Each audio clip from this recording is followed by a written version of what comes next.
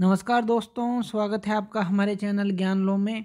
आज हम डिस्कस करेंगे जो चैप्टर हमारा 10th चैप्टर है उसके बारे में डिस्कस करेंगे। और ये जो चैप्टर है ये है हमारा ग्रेविटेशन। तो पीछे जो है हम इसके कुछ क्वेश्चन आंसर डिस्कस कर चुके थे। तो आज जो है नेक्स्ट जो क्वेश्चन है 4th क्वेश्चन से हम इसको डिस्कस करेंगे। तो ले लेते हैं जो इसका 4th क्वेश्चन है वो क्या है। देखिए जो 4th क्वेश्चन है इसके अंदर हमें दिया है the earth and the moon attracted to each other. अभी कहता है कि जो अर्थ है और जो मून है एक दूसरे को अट्रैक्ट करते हैं। तो जो बाय ग्रेविटेशनल फोर्स दोनों के बीच में ग्रेविटेशनल फोर्स है, यानी कि ये अर्थ है मान लीजिए, और ये जो ऑर्बिट है इसके अंदर जो है मून जो है ये इस तरह से रिवॉल्व करता है इस ऑर्बिट के अंदर। अब अर्थ के चारों तरफ जो है मून रिवॉल्व करता है, तो वो चीज़ हमने दिखाई है। तो does the earth attract the moon with a force that is greater, smaller और same as the force with which the moon attract the earth. क्या जो अर्थ है वो मून को अट्रैक्ट करती है ग्रेटर फोर्स से? जो अर्थ attract the moon with a force कितनी फोर्स से अट्रैक्ट करती है? वो ज़्यादा है, कम है, या स्मॉलर फोर्स है, या सेम फोर्स है जिससे कि मून अर्थ को अट्रैक्ट करता है। अब हमें पता है, देखिए ग्रेविटेशन के अकॉर्डिंग मान लीजिए ये दो ऑब्जेक्ट हैं, तो ये दोनों जो है एक दूसरे को अट्रैक्ट करेंगे। किस फोर्स से अट्रैक्ट करेंगे वो भी हमें पता है, F=gmm/r², वो भी हमने डिस्कस किया था। लेकिन जो अर्थ है वो मून को उतने ही फोर्स से अट्रैक्ट करेगी जितना कि जो मून है अर्थ को अट्रैक्ट करेगा। यानी कि ये जो है सेम जो है इनके बीच में अट्रैक्शन होगी, सेम फोर्स से ये एक दूसरे को अट्रैक्ट करेंगे। तो इसमें ना तो ग्रेटर आएगा ना स्मॉलर आएगा, same as the force with which moon attracts the earth. जितना मून अर्थ को अट्रैक्ट कर रहा है अर्थ मून को अट्रैक्ट करेगी, सेम रहेगा ये। तो नेक्स्ट क्वेश्चन इसी से मिलकर हमारा बनता है कि इफ मून अट्रैक्ट द अर्थ, अगर मून अर्थ को अट्रैक्ट कर रहा है, मून जो है अर्थ को अपनी तरफ अट्रैक्ट कर रहा है, खींच रहा है, why does earth not move towards the moon, earth जो है मून के पास क्यों नहीं चली आती? तो ऐसा क्यों नहीं होता? तो ये क्वेश्चन आता है। तो इस क्वेश्चन का आंसर रहेगा, देखिए अगर हमारे पास जो मून है वो अर्थ को अट्रैक्ट करे और जो हमारी फोर्स है वो होती है हमारी मास इनटू एक्सेलरेशन, ये होती है, और एक्सेलरेशन होती है अगर यहाँ से हम निकालें F/m यानी कि फोर्स बाय मास। अब यहाँ पे एक्सेलरेशन क्या आ रही है अगर हम देखें, ये इन्वर्सली प्रोपोर्शनल आ रही है मास के, यानी कि जितना ज़्यादा मास होगा एक्सेलरेशन उतनी ही कम होगी। तो अर्थ का जो मास है काफ़ी ज़्यादा है, अगर अर्थ का मास देखें मून के कंपैरिजन में काफ़ी ज़्यादा है, तो इसीलिए जो है हम कह सकते हैं जो एक्सेलरेशन जो है एक्सपीरियंस करती है अर्थ ग्रेविटेशनल पुल के कारण, जो मून इसके ऊपर लगा रहा है ग्रेविटेशनल पुल वो बहुत ही स्मॉल है, जो कि अगर हम कंपेयर करें जो मून जो है एक्सपीरियंस कर रहा है अर्थ के कारण। इस रीज़न से हम कह सकते हैं कि अर्थ जो है मून की तरफ नहीं आती। तो यहाँ पे मास का जो कंसेप्ट है आ जाता है, और एक्सेलरेशन जो है इन्वर्सली प्रोपोर्शनल है मास के। तो यहाँ आपके दोनों क्वेश्चन जो है ये क्लियर हो गए होंगे कि किस तरह से जो है मून अर्थ को अट्रैक्ट करता है, सेम फोर्स से करता है, लेकिन जो कंसेप्ट आ जाता है मास का, अर्थ का मास ज़्यादा है तो इसलिए वो इसकी तरफ नहीं आती। नेक्स्ट क्वेश्चन लेते हैं, what happens to the force between two object. दो ऑब्जेक्ट हैं आपके पास इस तरह से, एक ऑब्जेक्ट ये है दूसरा ये है। If mass of one object is double, तो फोर्स के साथ क्या होगा? अब फोर्स का जो फॉर्मूला है वो क्या है हमारे पास, Gmm/r², यही है। यानी कि ये इसका मास है और ये इसका मास है, और ये ग्रेविटेशनल कांस्टेंट है r जो है, जो इन दोनों के बीच का डिस्टेंस है ये r है। तो F/gmm/r² की हेल्प से हमें ये निकालना है कि मास को अगर एक ऑब्जेक्ट को डबल कर दिया जाए, यानी कि एक ऑब्जेक्ट का मास जो है आप डबल कर दें, किसी का भी कर दें, तो फोर्स पे हमारा क्या फ़र्क पड़ेगा। तो देखिए जो फोर्स है वो डायरेक्टली प्रोपोर्शनल है, यहाँ m जो है इस ऑब्जेक्ट का या इस ऑब्जेक्ट का, देख लीजिए दोनों मासेस के प्रोडक्ट के ये डायरेक्टली प्रोपोर्शनल है, यानी कि F directly proportional m into M के है, ये बड़े m के और छोटे m के दोनों के प्रोडक्ट के डायरेक्टली प्रोपोर्शनल है। अगर आप मास है किसी भी ऑब्जेक्ट का डबल कर दें, मान लीजिए आप m को 2m पुट कर दें, तो यहाँ पे क्या आ जाएगा, यहाँ पे m को 2m पुट करेंगे तो यहाँ पे क्या होगी, फोर्स हमारी जो है ये हमारी ये भी डबल हो जाएगी। आपने एक ऑब्जेक्ट के मास को डबल किया तो फोर्स भी डायरेक्टली प्रोपोर्शनल हो गई, तो ये भी जो हो गई हमारी डबल हो गई। Mass of one object is double, जो ग्रेविटेशनल फोर्स जो है वो भी डबल हो जाएगी। तो यहाँ से आपका ये आंसर निकलेगा। Second, distance between the object is double या फिर ट्रिपल कर दें। अब ये जो डिस्टेंस है r, इसको आप डबल कर दें या फिर ट्रिपल कर दें तो क्या होगा। अब यहाँ पे देखिए जो फोर्स है, अब यहाँ फोर्स जो है वो इनवर्सली प्रोपोर्शनल है डिस्टेंस के, ये जो r स्क्वायर है इन दोनों के बीच का डिस्टेंस। अगर आप इसको डबल कर देते हैं तो अगर आपने मान लीजिए डिस्टेंस को डबल कर दिया, r की जगह आपने 2r पुट कर देना है, इसका मतलब ये है। तो r की जगह आप 2r पुट करके देखें यहाँ पे क्या आएगा, तो यहाँ पे स्क्वायर है तो यहाँ पे आ जाएगा 4r स्क्वायर, 2r का स्क्वायर करेंगे 4r स्क्वायर आ जाएगा, यानी कि ये 1/4 हो जाएगी। यहाँ r स्क्वायर तो था ही, लेकिन ये 1/4 हो जाएगी ये जो फोर्स है। और इसी तरह से ये कहता है इसको ट्रिपल कर दें तो क्या होगा, तो ट्रिपल कर देंगे तो क्या होगा, r की जगह आपको 3r पुट कर देना है, तो इसका स्क्वायर करेंगे तो क्या आ जाएगा 1/9r स्क्वायर, तो ये 1/9 हो जाएगी। तो फोर्स जो है 1/9 हो जाएगी ओरिजिनल वैल्यू की। तो इस तरह से आप इसको सोल्व करेंगे कि आप डबल करते हैं, ट्रिपल करते हैं डिस्टेंस को या मास को, तो ये फॉर्मूला जो है बस उस तरह से चेंज हो जाएगा। तो चलिए नेक्स्ट क्वेश्चन देखते हैं। The masses of both object are double, ये कहता है कि दोनों ऑब्जेक्ट के मासेस को डबल कर दिया जाए तो क्या होगा। तो जो फोर्स है हमारी वो किसके बराबर है, Gmm/r स्क्वायर। अब जो मासेस हैं दोनों ही उनको डबल कर दें, यानी कि कैपिटल M को भी 2m पुट कर दें, स्मॉल m को भी 2m पुट कर दें, तो ये क्या हो जाएगा हमारा G2m, और m की जगह ये भी 2m, तो ये क्या आ जाएगा हमारा, ये कैपिटल M है, ये ध्यान रखिएगा ये कैपिटल है, तो ये क्या आ जाएगा G4, यानी कि 4 2 × 2 4, ये mm, या दोबारा से आप इसको लिखें 4Gmm। नीचे की वैल्यू इस तरह से ही रखनी है, सबके नीचे रखनी है आपको r स्क्वायर, ये इस तरह से। तो यहाँ पे फोर्स क्या है हमारी, ये जो है 4 गुना हो जाती है, 4 टाइम्स हो जाती है ओरिजिनल वैल्यू की। ये फॉर्मूला तो था ही, इसके आगे 4 आ गया, यानी कि 4 गुना जो है ये हमारी हो जाएगी अगर हम दोनों ऑब्जेक्ट के मास को डबल कर देंगे।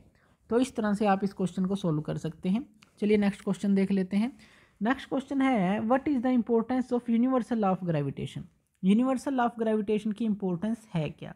अब यूनिवर्सल लॉ ऑफ ग्रेविटेशन क्या कहता है कि कोई भी ऑब्जेक्ट है इस यूनिवर्स के अंदर वो एक दूसरे को अट्रैक्ट करते हैं।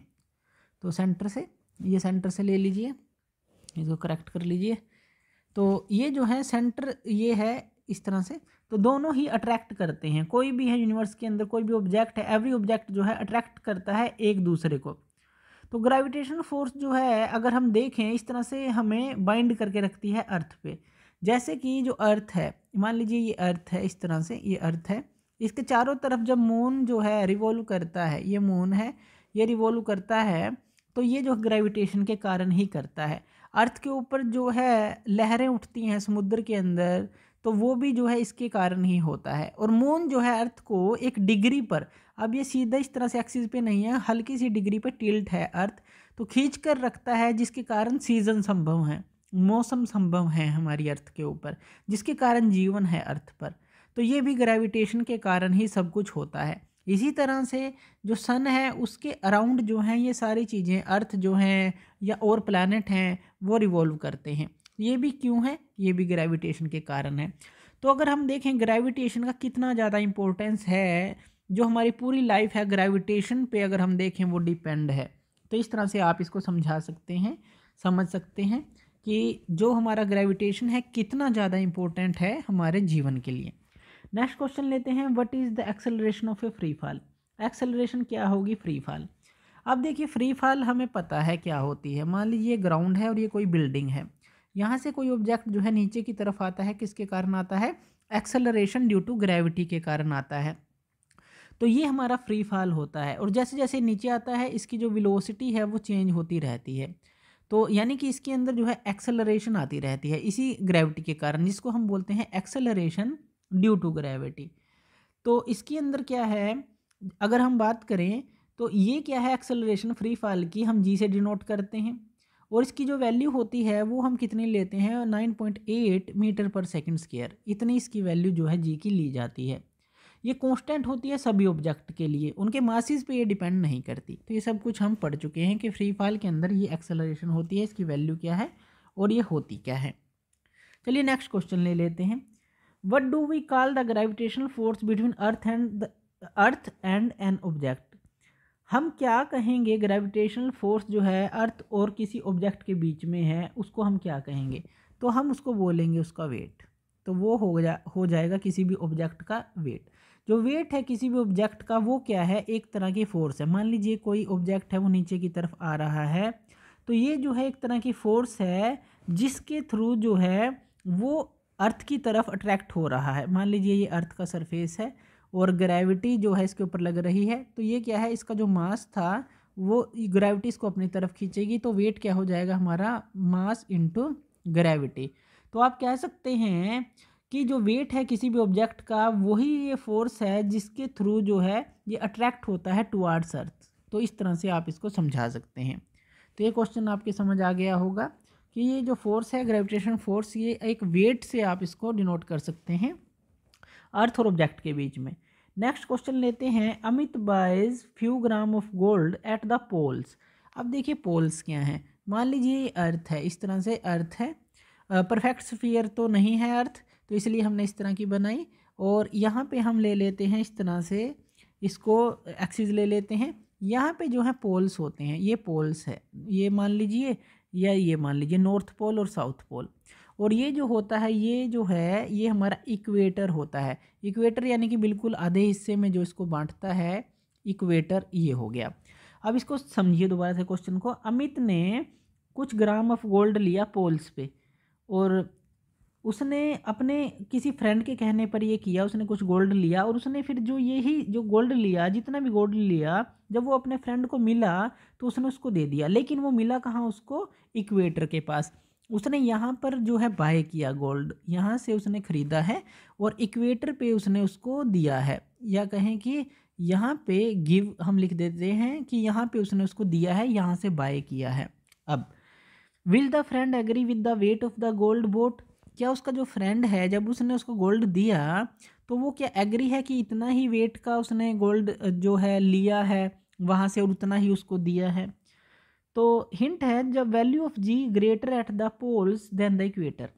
ये हमें पता है कि जो जी है ये ग्रेटर कहाँ पे होती है, पोल्स पर। पोल्स पर ये ज़्यादा होती है और जी जो है कम होती है इक्वेटर पर, तो इक्वेटर्स पर ये कम होती है। तो ये हमें पता है जी की वैल्यू, ये हमने चैप्टर में डिस्कस किया था। वैसे आप याद रखिए, पोल्स पे ज़्यादा होती है, इक्वेटर पे कम होती है। अब देखिए यहाँ पे ग्रेविटी जो है अगर ज़्यादा है तो ग्रेविटी है यानी कि वेट क्या है, मास इनटू ग्रेविटी। यहाँ ग्रेविटी ज़्यादा है तो वेट भी ज़्यादा होगा। लेकिन इक्वेटर पे जो है मास इनटू ग्रेविटी, ग्रेविटी कम है तो हमारा वेट भी कम हो जाएगा। इसलिए वो फ्रेंड जो है उससे एग्री नहीं करेगा कि कितना जो वेट वहाँ पे उसने लिया था उतना ही यहाँ पर वो सेम नहीं रहेगा। अब देखिए यहाँ पे रेडियस जो है वो भी हमारी इंक्रीज़ होती रहती है जैसे हम पोल से इक्वेटर की तरफ आते हैं। तो ये सारे जो हैं ग्रेविटी के कारण से जो है यहाँ पे वो एग्री नहीं होगा फ्रेंड। तो जितना भी गोल्ड जो बोट किया है अमित ने, तो वो एग्री जो है नहीं कर पाएगा अपने फ्रेंड को कि इतना ही उसने वेट लिया था, लेकिन इक्वेटर पर आकर वो फ़र्क मिलेगा उसके अंदर। तो ये आप समझ गए होंगे क्यों, क्योंकि वेट तो है mass into gravity. Gravity change हल्की सी भी हो गई पॉइंट्स में भी तो वहाँ पे फ़र्क पड़ जाएगा वेट के अंदर। तो नेक्स्ट क्वेश्चन लेते हैं। नेक्स्ट क्वेश्चन है हमारे पास जो 11th क्वेश्चन है। 11th क्वेश्चन है हमारे पास, why will a sheet of paper fall slower than one that of crumpled into ball. अब हमारे पास कोई शीट ऑफ पेपर है, हम कहते हैं कि एक तो हमारे पास हो गई शीट ऑफ पेपर और दूसरा जो है हमने इसी शीट को एक बॉल के रूप में कन्वर्ट कर लिया, कागज़ की बॉल बना ली। तो ये हमने बना ली एक बॉल, किसकी है, ये पेपर की ही बॉल है, तो पेपर की ही बॉल बना ली। अब मान लीजिए ये ग्राउंड है, तो इस ग्राउंड पे जो है आप ऊपर से इस शीट को भी छोड़ते हैं और इस बॉल को भी छोड़ते हैं। तो ये कहता है कि बॉल जल्दी नीचे पहुंच जाती है, शीट नहीं। क्यों? क्योंकि देखिए यहाँ पे डिपेंड करता है इसका जो सरफेस एरिया है किसका ज़्यादा है। अब जिसका सरफेस एरिया ज़्यादा होगा एयर का रेजिस्टेंस भी ज़्यादा होगा, तो एयर रेजिस्टेंस यहाँ पर एक फैक्टर आ जाता है, तो एयर रेजिस्टेंस भी ज़्यादा मिलेगा इसको। तो यानी कि ये जो शीट ऑफ पेपर है ये लेट आएगी, और ये बॉल है इसका सरफेस एरिया कम है, तो ये जो है नीचे जल्दी आएगी। तो यहाँ पर ये आप कह सकते हैं कि जो शीट ऑफ पेपर है वो स्लोवर आएगी, जो हमारी क्रम्पल्ड बाल होगी तो उससे स्लोवर ये चलेगी। तो यहाँ पे आप इसको ऐसे समझ सकते हैं कि ऐसा क्यों होता है, ऐसा सरफेस एरिया और उसके कारण से जो उसको एयर रेजिस्टेंस प्रोवाइड करेगी उसके कारण से होता है। नेक्स्ट क्वेश्चन लेते हैं। Gravitational force on the surface of the moon is only 1/6 as strong as gravitational force on the earth. अब हमें पता है कि जो कोई भी वेट है अर्थ के ऊपर, तो जो किसी भी ऑब्जेक्ट का, तो वो जो है अगर हम देखें जो मून है, जो वेट के ऊपर जो मून है, तो ये जो है 1/6 रहेगा। यानी कि अगर हम देखें जो मून के ऊपर कोई भी ऑब्जेक्ट का वेट होगा तो अर्थ के वो 1/6 के बराबर होगा। तो ये होता है।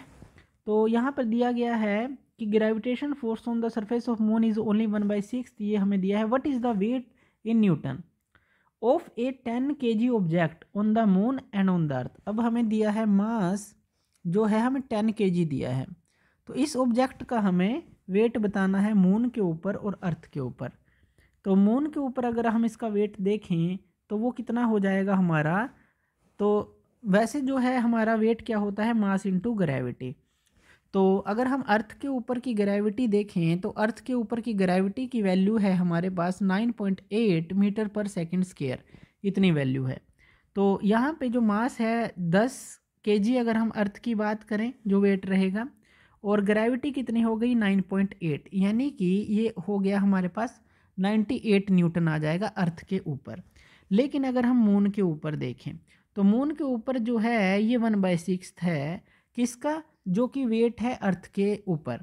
तो ये यहाँ आ जाएगा क्रॉस में 98, जो कि हमने यहाँ पे देखा अर्थ के ऊपर वेट कितना है 98/6 आ जाएगा। जब आप इसको डिवाइड करेंगे 16.3 न्यूटन जो है ये आंसर आ जाएगा। यानी कि वेट ऑन अर्थ जो है इतना रहेगा और 1/6 मून पे रहेगा, यानी कि ये इतना वेट हमारा। तो इसको आपको ध्यान रखना है। नेक्स्ट क्वेश्चन ले लेते हैं।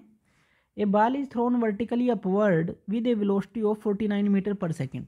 एक बॉल को ऊपर की तरफ फेंका गया है और इसकी जो वेलोसिटी है वो है 49 मीटर पर सेकेंड, तो ये हमें दी गई है। तो कैलकुलेट करना है maximum height to which it rises, यानी कि जब आपने इसको नीचे से ऊपर की तरफ फेंका तो मैक्सिमम हाइट पे ये कहाँ पर पहुँचेगी, तो वो हमें बताना है। और दूसरा टोटल टाइम ये कितना लेगी, तो टोटल टाइम जो है वो हमें निकालना है। तो ये दो चीज़ें हमें फाइंड आउट करनी है इसमें। तो चलिए इसको फाइंड आउट करते हैं। अब देखिए इसके अंदर हमें क्या दिया गया है, जो हमारे अकॉर्डिंग टू जो क्वेश्चन है, तो हमारी जो इक्वेशन है v² - u² = 2gh, इसका हम यूज़ करेंगे, जिसमें हम इनिशियल वेलोसिटी u का यूज़ करेंगे, ये फाइनल वेलोसिटी होगी। h हमने लिया 2as होता है, वैसे ये ए की जगह यहाँ पे जी यूज़ किया गया है, एस की जगह एच यूज़ किया गया है, क्योंकि एस की जगह हमें हाइट दी है और एक्सेलरेशन की जगह ग्रेविटी लेनी है। तो v² - u² = 2as।